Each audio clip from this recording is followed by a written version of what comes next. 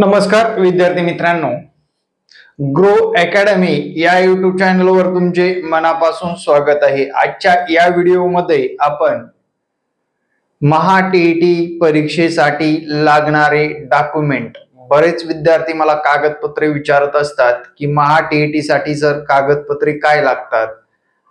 बऱ्याच विद्यार्थ्यांचं सिलेक्शन सुद्धा रोखू शकतं मित्रांनो, जे की कागदपत्र जर त्यांच्याकडे व्यवस्थित नसतील तर। महा-टीईटी आणि टेट एक्झाम या दोन्ही घटकाचे मी याच्यामधून कागदपत्र सांगणार आहे। चला मित्रांनो, आपण कागदपत्र हे खूप महत्वाची गोष्ट आहे। डॉक्युमेंटेशन अगदीच महत्वाचं आहे, कारण त्याच्यामुळेच आपल्याला नोकरी लागत असते। त्यामुळे कोणते डॉक्युमेंट लागतात तर असे दोन भाग पडतात मित्रांनो, वैयक्तिक डॉक्युमेंट आणि शैक्षणिक डॉक्युमेंट। आता वैयक्तिक मध्ये आपल्याला लागणारं म्हणजे आपलं आधार कार्ड। आधार कार्ड तर प्रत्येकाकडे असतं, वोटिंग कार्ड किंवा आधार कार्ड कंपल्सरीच एक डॉक्युमेंट आपल्याला। आयडी प्रूफ लागतच असतो वैयक्तिक मध्ये, आयडी प्रूफ। त्यानंतर नावात बदल असेल तर त्याचा पुरावा।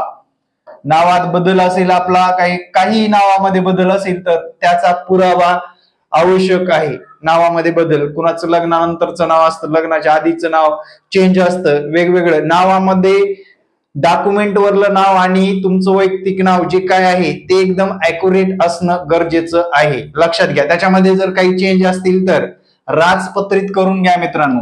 तर काय करायचंय, राजपत्रित म्हणजेच गॅजेट करून घ्यायचंय आणि ते ठेवायचंय आपल्या जवळ।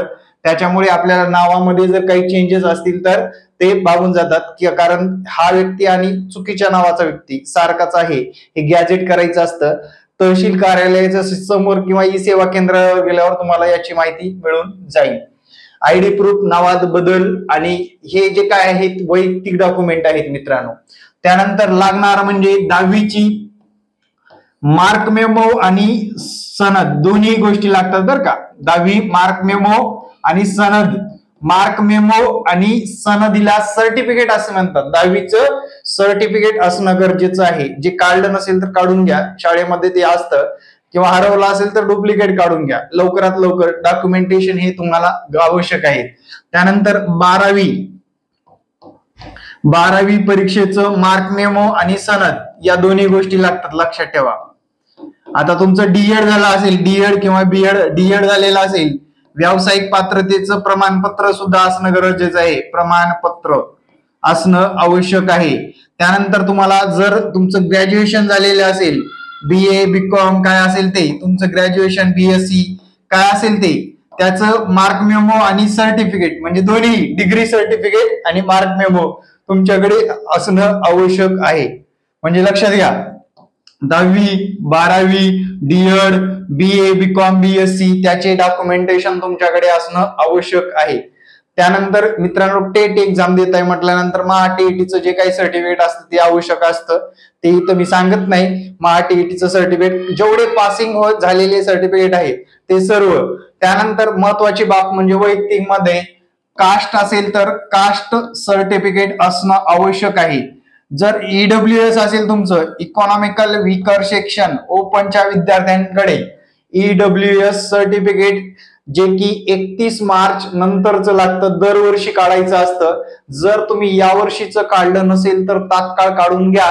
परीक्षा आल्यानंतर आपल्याला ते काढता येत नाही आणि ते ग्राह्य धरलं जात नाही। मग काढता येतं पण ते ग्राह्य धरलं जात नाही। त्यामुळे तुम्हाला काय करायचंय, तात्काळ ज्यांचं ईडब्ल्यूएस सर्टिफिकेटचा इश्यू असेल, इकॉनॉमिकल वीकर सेक्शन मध्ये मोडत असाल तर लवकरात लवकर ते सुद्धा काढायचं आहे। नवीन कास्ट एससी बीसी टिकू न टिकू, एससी बीसी म्हणजे मराठा कास्टवाले जेवढे काही लोक आहेत, मराठा समाजाला शासनाने सद्यस्थितीमध्ये 10% आरक्षण दिलेलं आहे, त्याचं सर्टिफिकेट तुम्हाला काढायचं आहे। तात्काळ काढून घ्या, परीक्षा पूर्वी तुम्हाला हे डॉक्युमेंट लागतात, तात्काळ काढून घ्या। ईडब्ल्यूएस असणारे सुद्धा म्हणजे मराठा समाजामध्ये आहेत, ईडब्ल्यूएस आहे, एसईबीसी सुद्धा सर्टिफिकेट काढा। जर एसईबीसी कास्ट 10% लागू आहे तोपर्यंत तुम्हाला ईडब्ल्यूएस ग्राह्य धरलं जात नाही। म्हणजे तुम्हाला एसईबीसी प्लस ईडब्ल्यूएस हे दोन्ही सर्टिफिकेट तुमच्याकडे ठेवायचे आहेत। महत्वाची आणि अति महत्वाची बाब आहे, आधीच आपल्या ओपन कास्टला नोकऱ्या कमी मिळतात, त्यामुळे तुम्हाला हे सर्टिफिकेट अति आवश्यक आहे। या दोन्ही सर्टिफिकेट तुम्ही तात्काळ नसेल काढलं तर काढून घ्या, काढायचं असेल तर काढण्यासाठी प्रोसेसला टाका। त्यानंतर जे नॉन क्रिमिलियर मध्ये मोडतात, नॉन क्रिमिलियर मध्ये मोडतात त्या विद्यार्थ्यांनी नॉन क्रिमिलियर व्हॅलिड काढून ठेवायचं आहे। एक्सपायरी डेट झाली असेल तर लवकरात लवकर नवीन काढून घ्यायचं आहे, म्हणजे ते सुद्धा आपल्याकडे असणं आवश्यक आहे। हे सर्व डॉक्युमेंट तुमच्याकडे असणं आवश्यकच आहेत, जे की वैयक्तिक सांगितल्याप्रमाणे आयडी प्रूफ, नावात बदल असेल तर राजपत्रित, म्हणजे नावात बदल असेल तर त्याच्यात राजपत्रित करून घ्यायचे, caste certificate, EWS, SC, BC, non creamy layer, त्यानंतर समांतर आरक्षणामध्ये मोडणारे महिला गट असेल, जे की महिलाचं आरक्षण 33% आरक्षण ते काढणं गरजेचं आहे। त्यानंतर मित्रांनो, जे तुम्हाला जर आवश्यक असेल तरच काढा महिला, आपली चौकशी करून घ्या की या कास्टला गरज आहे का, याच्याबद्दल मला जास्त माहिती नाही, ई सेवा केंद्रवाले तुम्हाला सांगतील की बाबा महिला आरक्षण सर्टिफिकेट कसं काढायचं, तहसील कार्यालयामध्ये सुद्धा काढता येतं। त्यानंतर समांतर आरक्षणामध्ये खेळाडू असाल, खेळाडूचं सर्टिफिकेट, भूकंपग्रस्त असाल, भूकंपग्रस्तांचं सर्टिफिकेट, जर तुम्ही प्रकल्पग्रस्त असाल, प्रकल्पग्रस्ताचं सर्टिफिकेट असणं आवश्यक आहे, माजी सैनिक असाल, माजी सैनिकाचं सर्टिफिकेट, हे सर्व सर्टिफिकेट तुमच्याकडे आवश्यक व्हॅलिड मध्ये, जे की व्हॅलिडिटी सहित व्यवस्थित तुमच्याकडे असणं आवश्यक आहेत। हे सर्व सर्टिफिकेट असतील तरच आपल्याला आगामी काळामध्ये डॉक्युमेंट मध्ये कुठलाच प्रॉब्लेम येणार नाही। कारण हा व्हिडिओ बनवण्याचा एकमेव हेतू असा होता की जे की तुम्हाला या व्हिडिओच्या माध्यमातून एक गोष्ट लक्षात येईल की आपल्याकडे कोणती कमतरता आहे ती लवकरात लवकर भरून काढावी। त्यानंतर MSCIT असेल, याच्यामध्ये MSCIT सर्टिफिकेट असेल, हरवलं असेल किंवा काढायचं बाकी असेल, काय असेल ते तुमचं, MSCIT तर करणं कंपल्सरीच आहे तुम्हाला भविष्यामध्ये सुद्धा। जर झालंच नाही तर MSCIT करून घ्या। शिक्षक भरती होणार आहे का नाही, काय होणार आहे या शंकामध्ये राहू नका। साधारणपणे आता कोल्हापूर जिल्ह्यामध्ये भरती झाली, साधारण 168 शिक्षकांची भरती करण्यात आली होती, 168 लोक तिथे जाऊन पोहोचली, पण बदलीच्या प्रक्रियेमुळे जुने लोक 168 परत रिक्त झाले, म्हणजे जशाला तशा जागा राहिलेल्या आहेत दिसून येतात।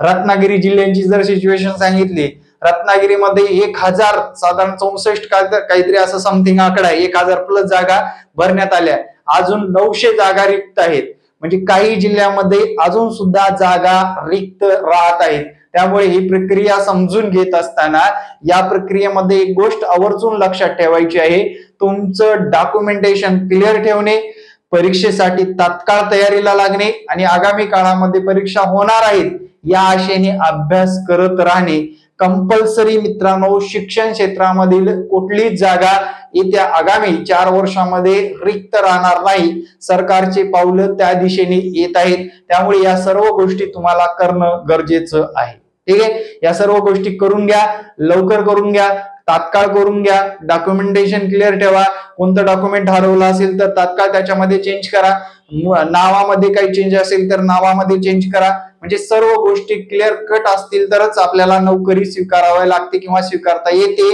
अदरवाईज तुमची मार्क मेमो, तुम्हाला मार्क किती आहेत, तुम्ही परीक्षा किती दिल्यात, याला काहीही महत्व राहत नाही। हे या माध्यमातून एवढं सांगू इच्छितो की डॉक्युमेंटेशन, कागदपत्र, परीक्षेतले मार्क आणि स्पर्धेत टिकायची हिंमत असेल तरच शिक्षक होणार आहात। संयम ठेवून अभ्यास करत राहा, कारण या काळामध्ये अभ्यासाला खूप महत्व आहे। स्पर्धा ही स्पर्धेमध्ये टिकायचं असेल तर अभ्यासाशिवाय पर्याय नाही। आणि मित्रांनो, आपली आताच 15 मे पासून TET ची बॅच चालू झालेली आहे। जे विद्यार्थी मागच्या बॅच मध्ये सामील होऊ शकले नाहीत त्यांनी या बॅच मध्ये सामील होऊ शकता। हा माझा व्हॉट्सअप क्रमांक आहे। मित्रांनो, अगदीच कमीत कमी पैशामध्ये जास्तीत जास्त सर्व्हिस देण्याचा प्रयत्न केलेला आहे, कारण कुठलाही अभियोग्यताधारक काला जास्त जळ लागू नये पैशाची, यासाठी आपण जबरदस्त प्लॅनिंग नुसार live class, recorded, e notes, question paper analysis आणि PYQ मागील प्रश्नपत्रिकेत विचारले गेलेले अट्रॅक्टिव्ह प्रश्न याला रिपिटेशन करू विद्यार्थी मित्रांनो तुम्हाला या परीक्षेमध्ये मार्क मिळवायचे आहेत। ठीक आहे. तर हा संपर्क क्रमांक आहे, या संपर्क क्रमांकावर व्हॉट्सअप केल्यानंतर क्लासची डिटेल मिळून जाईल. आपले विद्यार्थी, क्लासचे विद्यार्थी पाहत असतील तर आपले लेक्चर कसे होतात आणि सर कसे शिकवतात कमेंट करायला विसरायचं नाही, कारण आपल्याला सुद्धा अभियोग्यता धारक घडवण्याची गरज आहे आणि महाराष्ट्रामध्ये चांगल्या दर्जाची टीम उतरण्यासाठी आपली गृह अकॅडमी तात्काळ कायमस्वरूपी मदतच करत राहणार आहे. Thank you very much. जय हिंद मित्रांनो. व्हिडिओ कसा वाटला नक्कीच कमेंट मध्ये सांगायला विसरू नका. येणारे प्रत्येक व्हिडिओ पाहत चला.